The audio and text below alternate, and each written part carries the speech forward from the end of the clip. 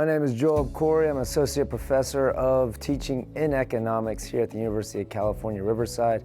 My main specialty, I guess, is to teach those really big intro to microeconomics and intro to macroeconomics classes. And then as far as upper division classes are concerned, I'm mostly teaching environmental economics and world economic history right now. It was my first week as a teaching assistant in my very first year of the program. The professor I was working for had to miss the second day of classes because he had to go to a conference and he was going to just cancel them. But I said, you know what, if you want, I'll take over that class. It was a class of about 200 students, and at first he was a little skeptical. He'd be like, you know, it's your first week. I don't know if you should be out there teaching students here like in your second day ever as a teaching assistant.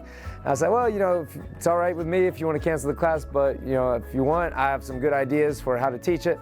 But I said, all right, you know what, go ahead and give it a shot. So I went out there, taught that class, and I think I've been in love with teaching ever since. Probably originally fell in love with it when I started tutoring as an undergrad, and students would tell me that I explained it better than their teacher did, and that kind of gave me a lot of confidence. And then teaching that first class, my first week of grad school, I was like, this is the route I want to take.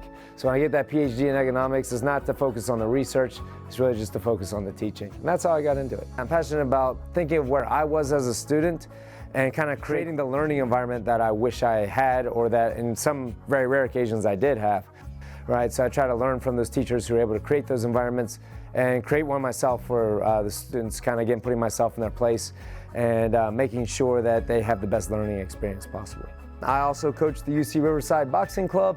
Every year we take a group of students and fly them across country to compete at the United States Intercollegiate Boxing Association National Championship Tournament. That tournament is held every year, and there's a whole bunch of schools from all around the country who come to compete at it.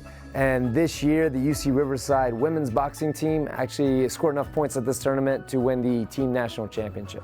So UC Riverside is now the women's team boxing national champions. I guess if I had to give some inspirational or positive advice for any aspiring teacher or student, it would be any job that you're entrusted with, just try to do it to the best of your ability. Don't ever look at any job as like beneath you, right? Whatever that job is, again, just make sure that you do it to the utmost of your capacity, because that's going to lead the way or pave the way for better future opportunities.